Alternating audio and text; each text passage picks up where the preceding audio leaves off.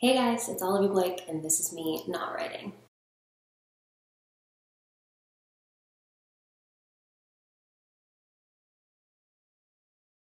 So if you've been paying attention, then you already know that my name is not Olivie Blake. Well, most of you probably know that already. But yeah, so the announcement in Publishers Weekly for my book deal for My Mechanical Romance has gone through. And as a result, you guys now know that my actual name is Alexine Farrell-Fulmuth.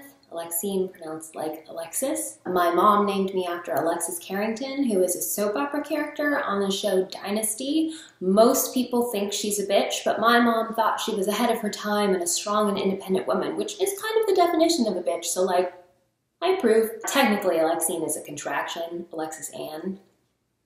There's some unnecessary detail for you, but this will still be called Olivie Blake is Not Writing. To be honest, I would have stayed Olivie forever if I could have, but the difference is that the book that I have sold is a young adult romance, and all of the stuff that Olivie has ever written has been for adults, and it has been fantasy or, you know, literary-ish. Alone with You in the Ether is the only one that isn't fantasy. So just for purposes of branding, I now have to use my real name. Farrell is my maiden name, Fulmuth is my married name. It means full of murder. It was originally Volmord, so that's fun. And if you were following along, you probably have also noticed that I said I was pregnant, which I'm not going to focus on right now, but we will talk about it later. It's relevant to one of our later conversations. I have moved. This is my office. Not much has been done with it yet. It's kind of the least important of the rooms, so it will also serve a dual purpose. I will have a work associate colleague in here in May. So yeah, you'll probably see things pop up here eventually. The only thing that was important was my desk, really, and my computer, and we're here. So I accepted the preempt offer from the publisher in July. And I did not sign the contract until last Monday. And then it shocked me by just like being announced. I was actually just scrolling through my own Twitter when I saw my own name and was like, oh my God, that's me. So I kind of just switched everything over really quickly. So if you already follow Olivie on Twitter, you may have noticed that account is now A Farrell-Fulmuth. And then I have made a separate account for Olivie Blake, which is where I will continue to do sort of self-published fantasy. We'll talk about that later. Fan fiction stuff will all kind of go there. Things are going to fit into little boxes. I will still primarily use the same. If you were following me before, that's the account that I'm going to primarily use. On Instagram, they have their like rules are a little bit stricter. You can't like change your username as often. So I'm kind of trapped. I changed it once and then it was like, well, now you can't change your name. And I'm like, why could I change my username and not my name? And they're like, we don't know. We're owned by Mark Zuckerberg. And yeah, and so eventually it'll be the same thing where Olivie Blake will have her own Instagram as well. But again, I probably won't post there as much. It's just gonna be stuff that's like solely related to fan fiction. Everything else, if you're already following it, it will stay as it is. This will stay Olivie Blake is Not Writing. My Tumblr will stay Olivie Blake. Any fan fiction I continue to write will still be under Olivie Blake. Any independently published stuff, still Olivie Blake. If I publish fantasy, if I traditionally publish fantasy stuff in the future, it will be Olivie Blake, but I've basically divided myself in two, logistically speaking. This is not that important because the book doesn't really even come out until summer 2022, which I'm excited about a summer release. I always love my summer releases. That's just sort of a soft spot I have for them. The start of the summer always feels like a nice beginning. So that's kind of exciting, but yeah. I don't think this will be as confusing in practice as it is when I'm explaining it, but yeah, just wanted to let you guys know that I did not mean to spring this on you. It just sort of all coalesced at once. So yeah, water. I guess I'm supposed to hydrate. What else? A Little Light Pining, our Collabor Advent event, has posted its first story yesterday. So it hasn't posted yet when I'm filming this, but it posted it yesterday in terms of real life and linear time. So I hope you've checked that out. The author is Provocative Envy. Her story is Offside. It's an amazing mutual pining story. It's like the perfect starter, and her setting is absurd and perfect. And then just keep following along and you'll see who is the story for week 2. It's on AO3, the link is below, etc. What else am I missing? It just seems like there's so much to cover. Oh yeah, and so, okay, so people have been really, I guess the TikTok generation is using Wattpad as its main medium for fanfiction. Wattpad, not my favorite to use. Wattpad is like kind of full of thieves, so I've never really loved it. And I think before you had to have membership in order to read stuff that was on Wattpad. That doesn't seem to be true anymore. But in the past, when I asked people if they wanted me to post on Wattpad, or people would ask if I had thought about posting on Wattpad, and I'd be like, okay, why? Why do you want me to post on Wattpad? People would be like, please don't, it's terrible. So I never bothered. But people have been reposting my stories. Someone was impersonating me. It was very annoying. So I've gone ahead and reposted some of my work. I'm sort of in the process of cross-posting from AO3 and fanfiction.net onto Wattpad. But as I'm doing it, I'm also redesigning my old covers, so that's like more fun for me. So far I have moved over the This World or Any Other series. So Clean, Marked, and Youth all have new covers, and they've all been cross-posted to Wattpad. I don't really want to use it, but it seemed like people wanted to have it because every time I asked someone to take something down, a new one popped up again. So hopefully this helps. Next up will be Ride or Die and Nightmares and Nocturnes. I'm basically doing them sort of in chronological order. I guess I'll have to redo Fortuna Major. To be honest, Fortuna Major I think is the one of my fics that doesn't really hold up. Clean also is like questionable. Like there's things I would do differently. It just could be better. You know, it's just old and I kind of wrote it off the bat, and yeah, so I'm not in a hurry to get to that one, but I'll get to it. Okay, let's get into questions. Someone asked how I approach my writing differently when I'm writing a serialized fanfiction versus a manuscript. The process of writing fanfiction in a serialized, or like I called it, episodic way means that once you've written something, it's kind of like written in stone, and you have to just deal with something. If you've created a plot hole, then you have to explain yourself out of it. That's why fanfiction tends to have such higher word counts than books, I think, and because it spends a lot more time on like intimate but not necessarily plot-driven moments. Writing fanfiction is a lot more like screenwriting. It's a lot more like writing a season of a TV show, because like once you've put something out there, anything that you do to change, it's more of a retcon as opposed to a revision or an edit. When you write a manuscript, generally you are going to look at it as it is as a whole. This is assuming that people write fanfiction the way that I do, which is that I don't plan anything. I sit down once a week and I write, and whatever happens just sort of happens. And then I just kind of go with it and keep moving. People ask me how I keep things straight in my head. I don't know. I think it's just the process of like sitting down at the same time, same day of the week, and just like, where was I? Where was I when I left off? This is what I do. Like, I usually make a playlist and listen to the same playlist right before I start writing, because it puts me back in that headspace of, oh yeah, what loose end did I leave untied? Definitely with every chapter, the first thing I do is always write the chapter title, because that helps me figure out what the theme is. It's a working title. Sometimes I'll change it. A lot of times I'll change it by the end of the draft, but it's sort of like what I want to accomplish within just that chapter.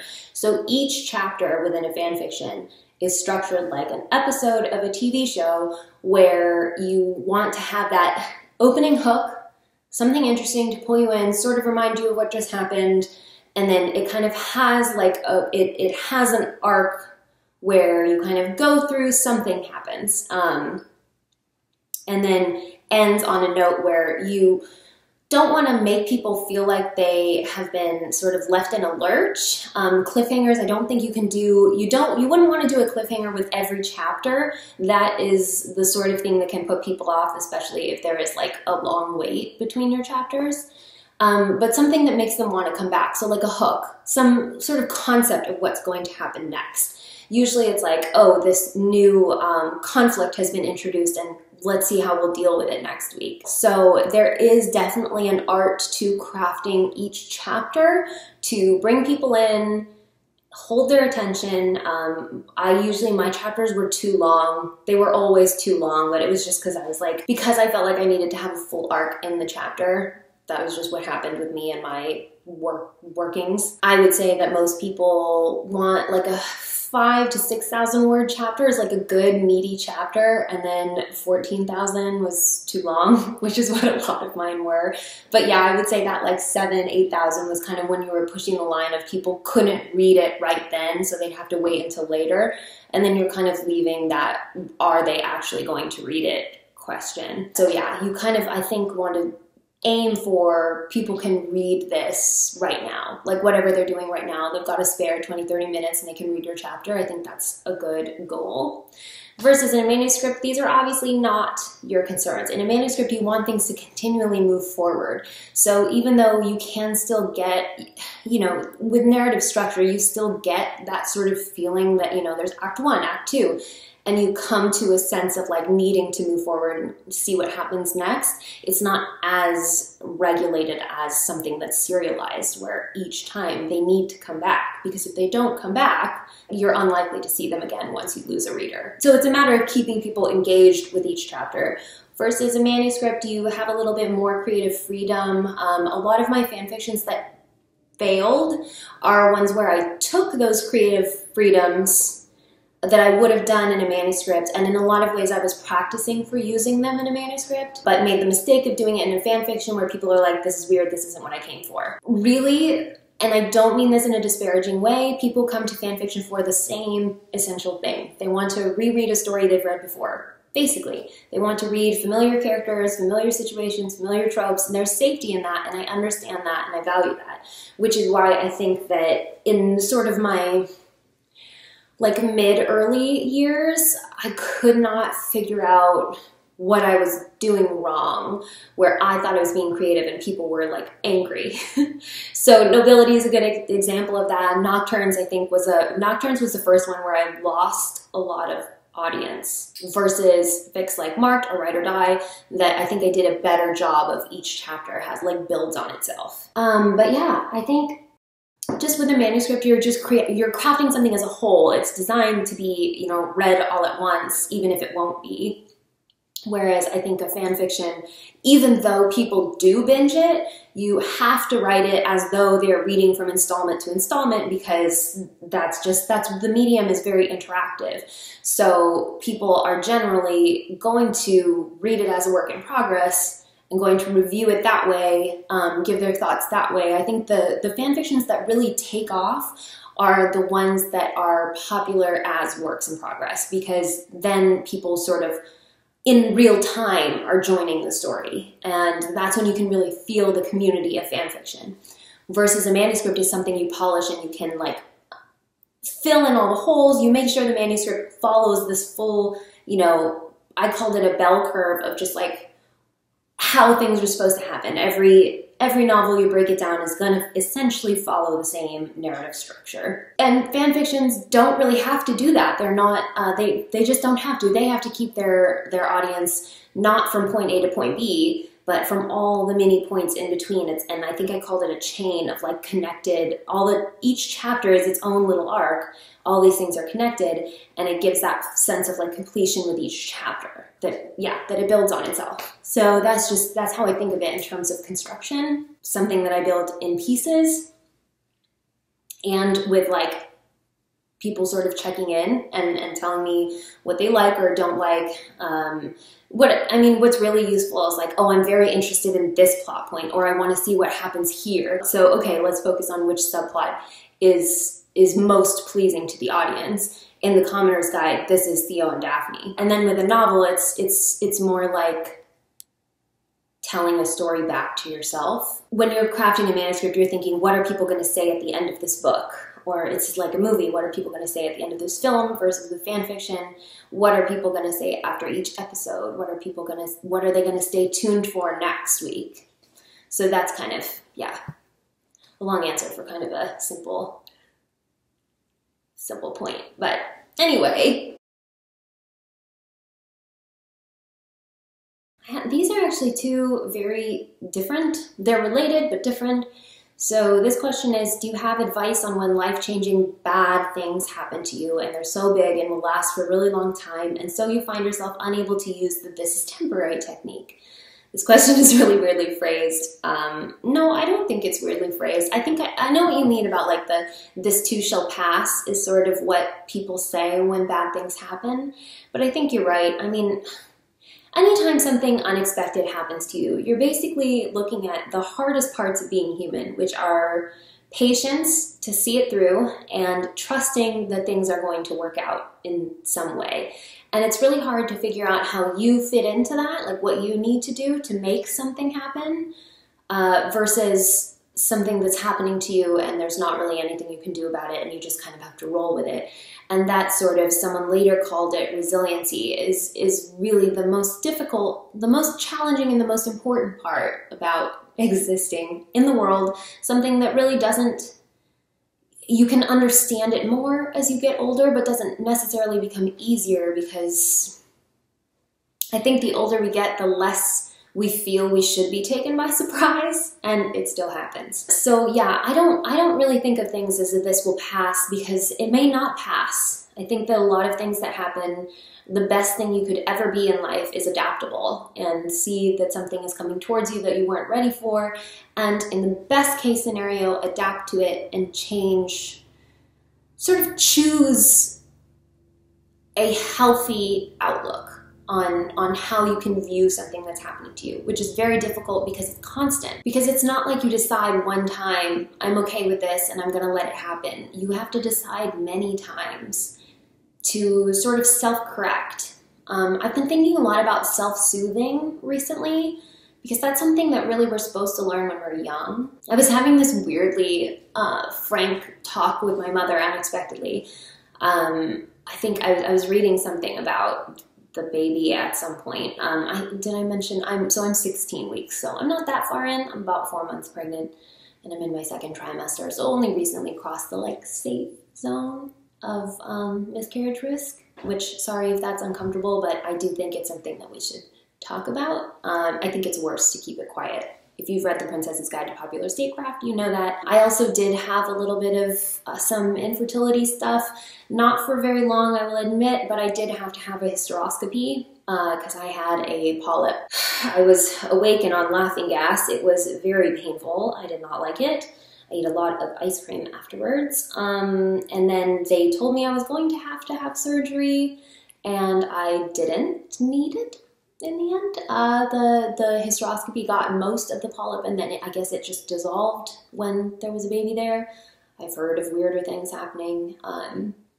But yeah, so I was initially very concerned that there was going to be a higher miscarriage risk. And I'm already very superstitious to begin with, so it was a little bit of concern, you know, even though I knew things like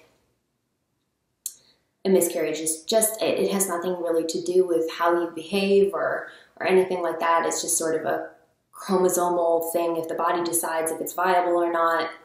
Again, I'm sorry if this is uncomfortable. Hopefully you've just fast forwarded if you don't want to hear it. But yeah, it's just, it's so much more common than we talk about. I think in Meghan Markle's essay, she said something about that in a room of 100 women, 10 to 20 will have had a miscarriage. So I think it's worth discussing. But sorry, that was a total sidebar. We were talking about adaptability. This is really testing my adaptability. I feel like I'm constantly having to adapt to new things. Oh yes, so I was talking to my mother about how the baby was apparently was capable of sucking its thumb at that point in development. And she was like, oh no, like when it's a baby, when it's out in the world, don't let it suck its thumb because it will ruin its teeth. She was like, I sucked my thumb for a really long time and my teeth were ruined. And I was like, well, thumb sucking is how the baby soothes itself. And I think that if you had to rely on only thumb sucking, all that shows is that you didn't have anyone to soothe you. And there was kind of this moment of like, oh shit.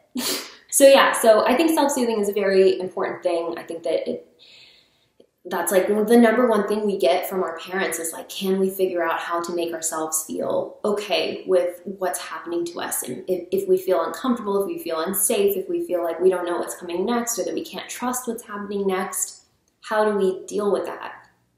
And so a lot of times, if that is more difficult for you, that's really not your fault.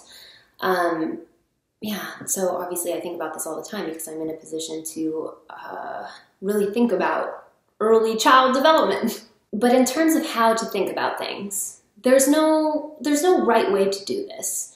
There's no like magic, fix it, wave a wand, and suddenly you feel okay about what's happening to you. But I think that the goal isn't to feel good every day. I think the goal is to have moments every day where you can feel accepting of where you are, accepting of the fact that you don't really know what this thing is going to bring you and what's going to happen next, what's going to happen as a result of this thing that's happened to you. A lot of things that seem like they're bad are not actually that bad in retrospect, or they bring you something much better. I think that as you get older, you really encounter that many more times of thinking this horrible thing that happened, a breakup, or you lose, a job, you get laid off, or something happens in school and you think this is the worst thing that's ever happened to me. And then later you realize you have no idea how you could have survived the alternative. You couldn't imagine staying with that person you were with, or you couldn't imagine still doing that job. This is something I went through when I left law school. It just seemed like the most awful thing. Like, how would I ever come back from this? And now it's like, my God, I'd be miserable if I were a lawyer. Miserable. But that's not something you can see while you're in it. And so I think you just have to be able to soothe yourself. You have to be able to, in your internal monologue, choose the positive outlook. And I know that sounds very corny, and I know it's like truly one of the most difficult things you could ever do is choose to see that there are things you can't see. Choose to believe that what's coming next is unpredictable and good. There is unpredictable and bad out there. There always will be. And, happiness, satisfaction, they're not a constant state. They're not something that like you feel and the light switches on and then that's it and you're just that forever. You're constantly sort of on a frequency of you have your moments of self-doubt. You have your moments of, am I doing enough?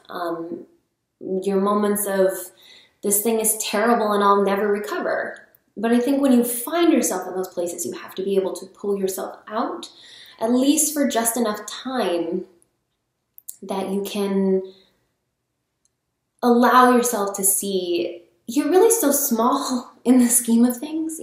You're this very tiny piece that's connected to a much larger system around you, all this stuff happening around you that you can't really understand or predict. And so as much as you might think, I've met an end, I've met, like, I'm hitting a wall, it can be really hard to zoom out of where you're standing. But I think that learning to do that is just really important. Choosing to believe in the randomness of the universe. If you can't choose to believe that something good will happen, that, all of life is a pendulum. You get some good, you get some bad. That's just how it happens. There's really no such thing as people who only get one or the other. I like to believe that. So you can either choose to take that sort of glass half full, or you could take the sort of more, I guess you could say, logical. You can logic your way out of this and say, life is random. Life is stupid. Life is weird. Life is not, even though it revolves around your experience, it doesn't actually revolve around you, which means that you are just a piece in all of these things that are happening. In all of the ways that you are connected to other people, you're just one part of that. And so, yeah, it can't go all right for you all the time.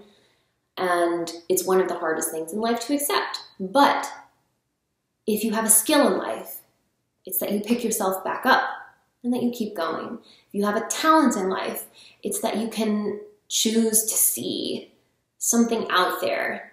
Choose to see the doors that will open for you. And when you see the door, you recognize it as yours. There will be something in you that says, that's my opportunity, and then you will be brave enough to take it. I think these are the, I've called them talents that we don't get credit for, but that we all have, I think.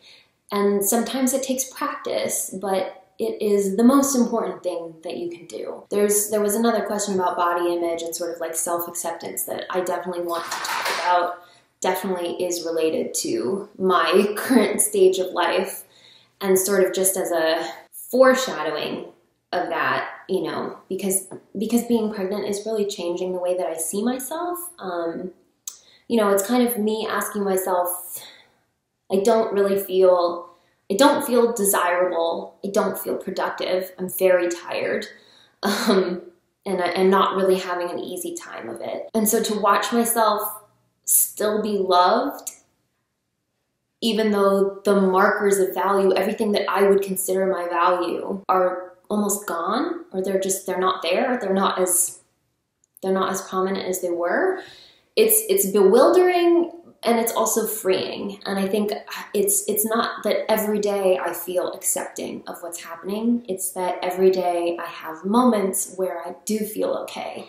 And those are the moments that I have to focus on. And you don't have to win them all, you know? You don't have to always feel I am worthy and I can handle this and I am bigger than the things that are happening to me and I will become something that I can't even dream yet. You just have to be able to recall that all those things are true. Even if it only lasts for a few seconds, I think it's just something that we practice until you sort of get up the stamina to believe that more often than not. So yeah, without any details about what's happening to you, I hope that helps. We're going to talk about it more next week. I obviously have to stop because once again, I have talked far too much. Yeah, so I guess we will just stop there abruptly, but I've been talking for a long time. Also, I have to eat something. I'm hungry all the time, but I hate all food basically, other than French fries. I really want cheese fries. But that's pretty much it. There is also one pasta recipe I'm obsessed with. I'll put it in here. I can't stop eating it. That's the only thing I want to eat. Other than that, I don't want to eat at all. Oh, and my dog's here now, so what you doing? All right, well, I guess it's time for me to go. This has been me, Olivie Blake. Not writing. I'll see you next week. Oh, also I think we said we were going to talk about motivation, because these are challenging times. So if you have anything writing related or want me to follow up on anything today, we'll talk about that. Yeah, this is me not writing. And I'll see you next week.